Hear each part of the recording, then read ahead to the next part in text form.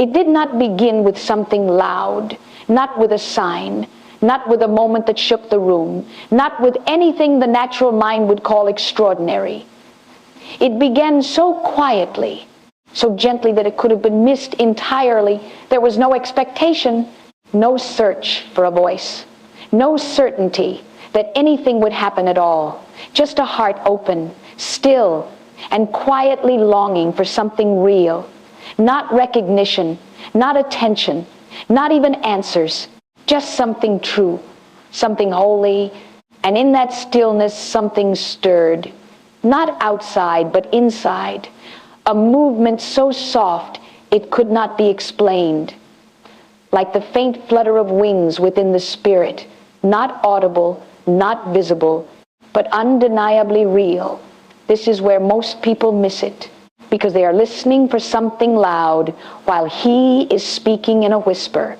The Holy Spirit does not arrive with pressure. He does not interrupt with force. He does not demand attention. He draws gently, patiently, quietly. And if your soul is not still, you will not notice Him. That first moment is not about understanding. It is not about clarity. It is about awareness. The awareness that something holy is near, even if you cannot explain it. And in that moment, something begins that will change everything.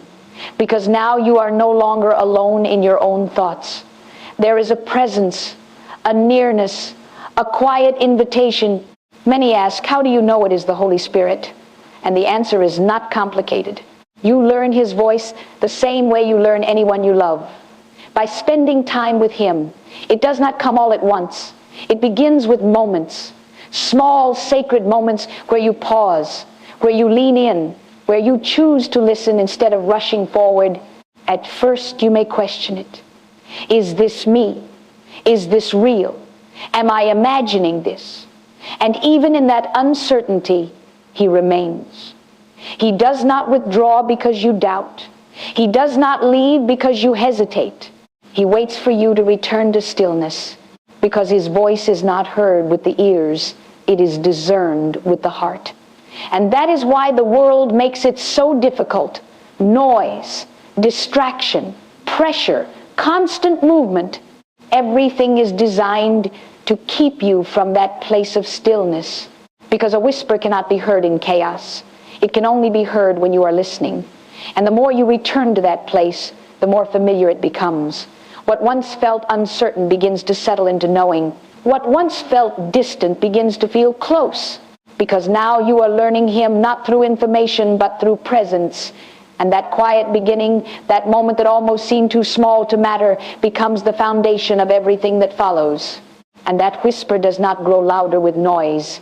It becomes clearer with obedience, because the Holy Spirit is not trying to compete with your life.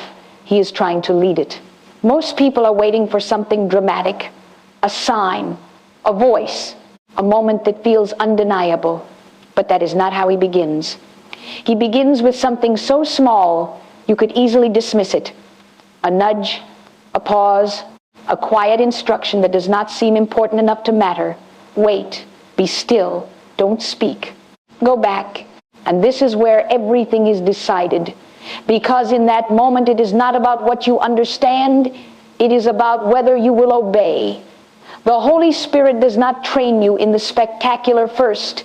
He trains you in the ordinary, not with great moments, but with small ones.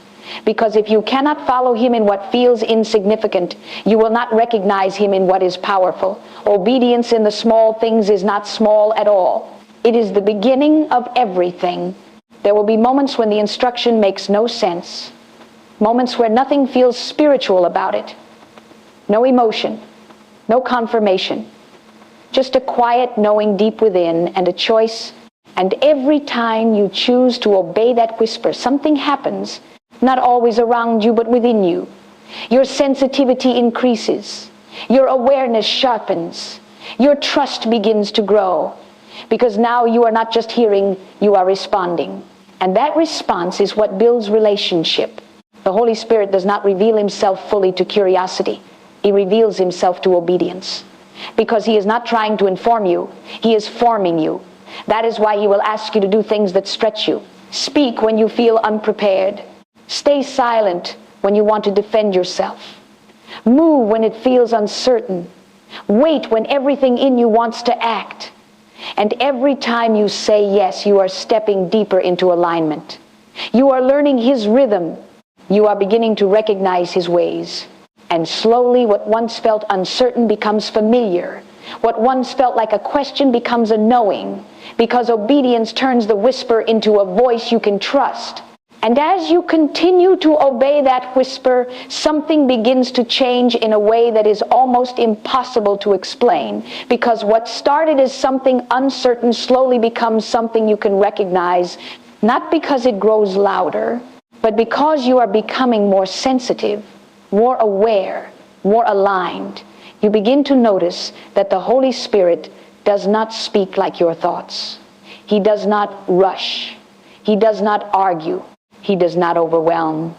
His voice carries a certain weight, a quiet clarity, a calm authority that settles rather than pressures.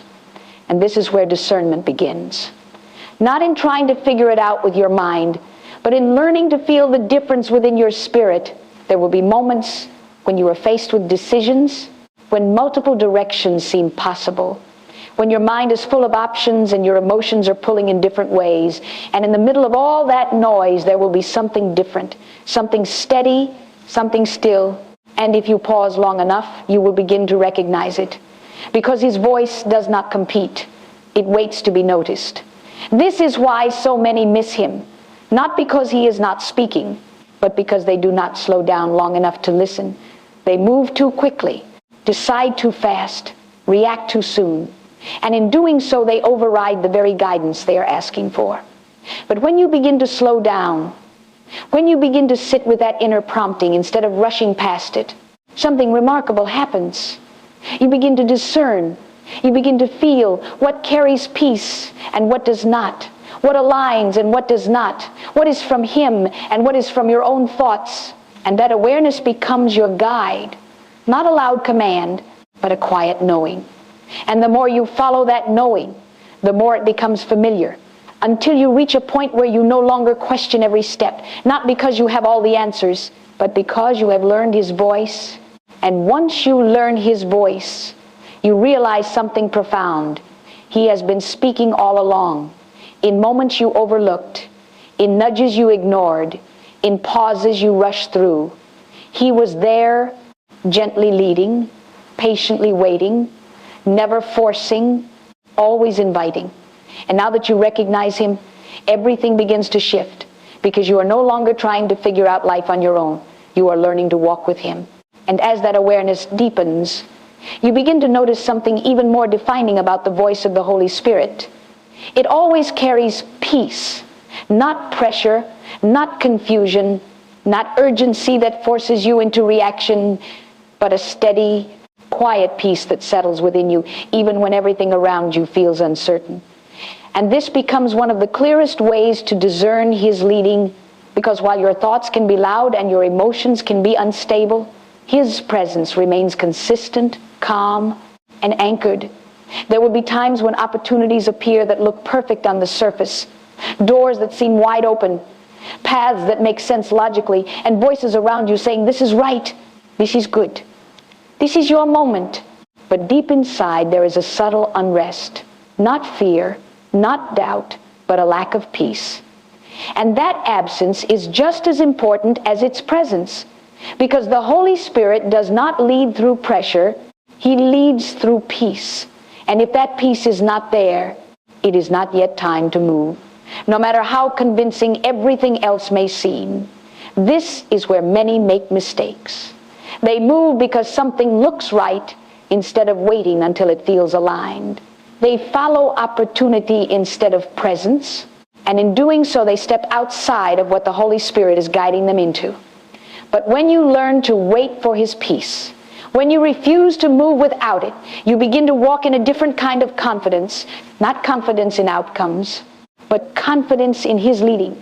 You begin to trust that even when something does not make sense, if his peace is there, it is right. And even when something looks perfect, if his peace is absent, it is not. And that peace becomes your compass, your confirmation, your anchor in moments of uncertainty. It does not always explain, It does not always give details, but it settles your spirit in a way nothing else can. And the more you learn to follow that peace, the more you realize it is not just a feeling. It is his presence guiding you, protecting you, aligning you with what you cannot yet see. Because where his peace is, he is there. And where he is, there is direction, clarity, and life. And as you begin to follow that peace consistently, you are led into something deeper, something that challenges the very part of you that wants to understand everything before you move, because the Holy Spirit will not always explain. He will invite, and that invitation requires surrender. Not partial surrender, not delayed surrender, but a real letting go of your need to control the outcome. There will be moments when everything in you wants clarity, wants answers, wants a clear path before taking a step. But instead of giving you explanations, he gives you himself, his presence, his peace, his quiet assurance.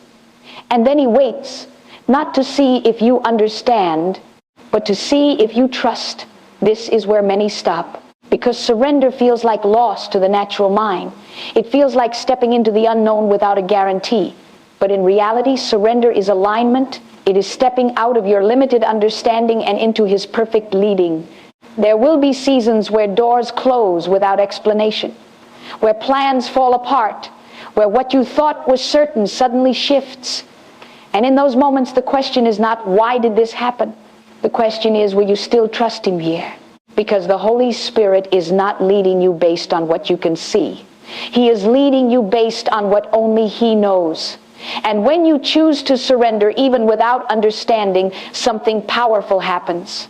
The tension inside you begins to release. The pressure to figure everything out begins to fade. Because now you are no longer trying to carry what was never yours to carry. Surrender is not passive.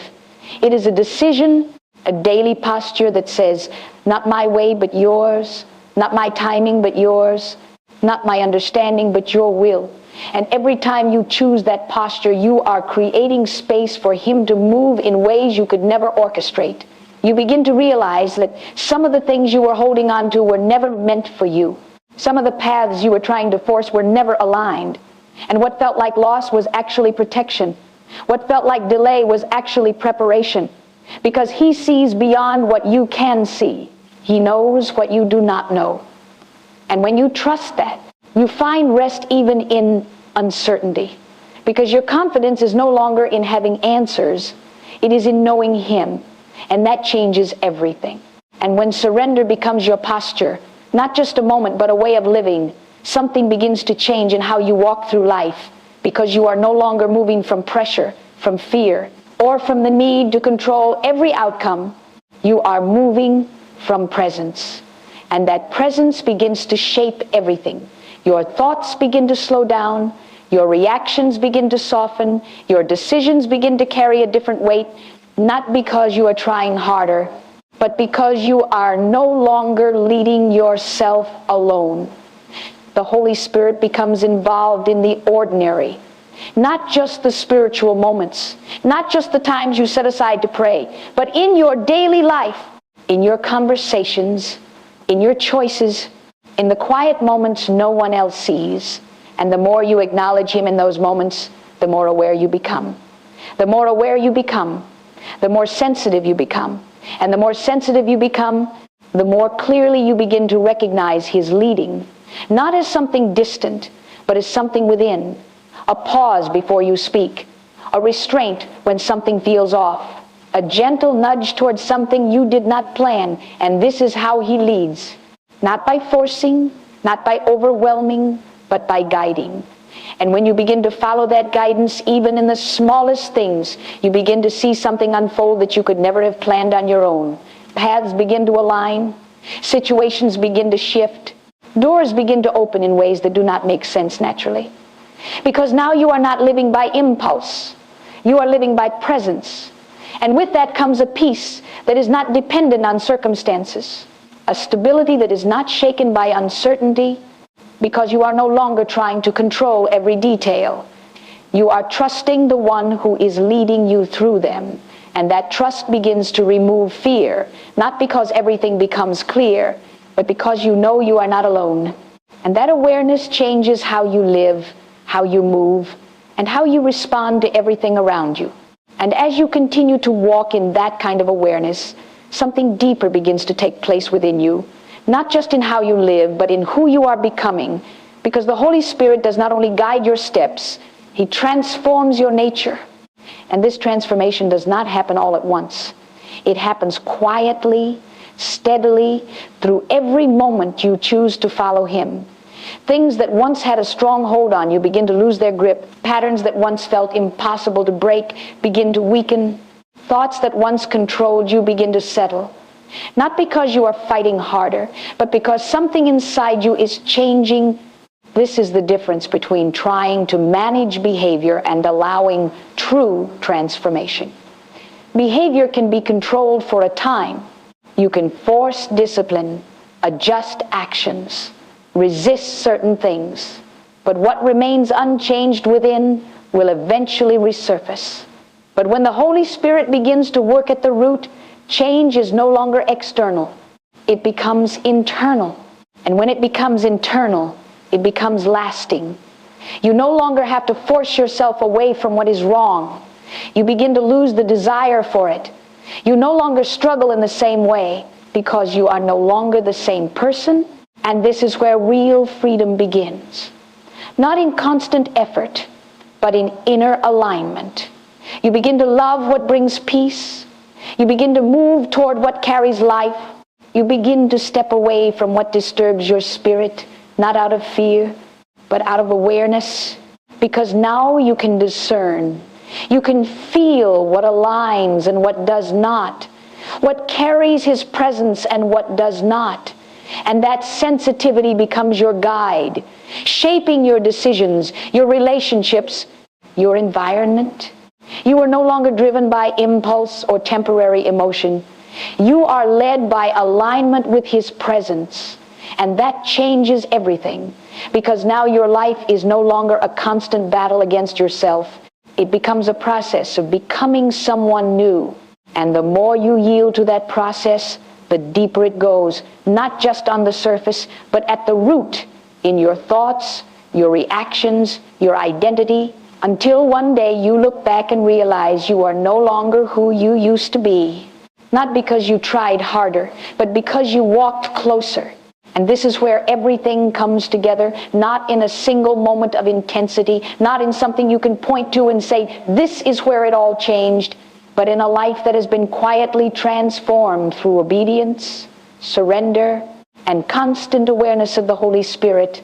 A life that no longer depends on circumstances to feel steady because it is anchored in something deeper. When His presence becomes central, everything else begins to lose its power over you. You are no longer chasing what the world chases. Not because you are trying to be different, but because you have found something greater.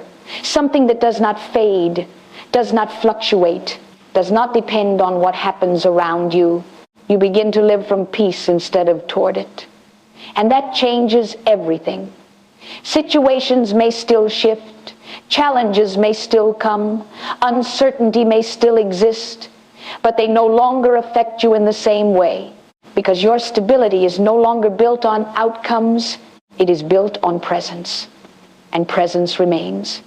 There is a quiet confidence that begins to form, not loud, not something you need to prove, but deeply rooted, a knowing that you are not alone, a certainty that even when you do not understand, you are still being led, and that removes fear. Not because you have all the answers, but because you trust the one who does. This is the life many are searching for, but looking for in the wrong places.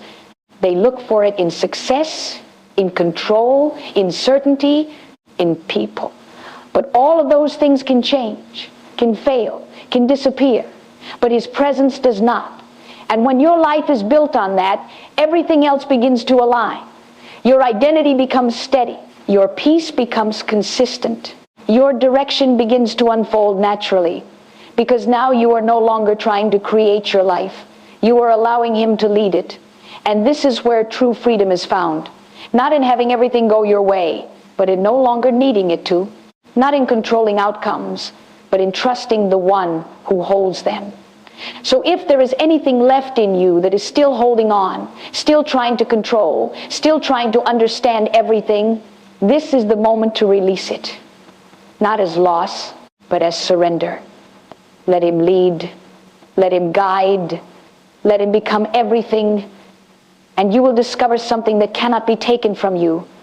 A life that is steady, a peace that remains, a direction that unfolds, because when the Holy Spirit is no longer something you visit, but someone you live with, everything changes.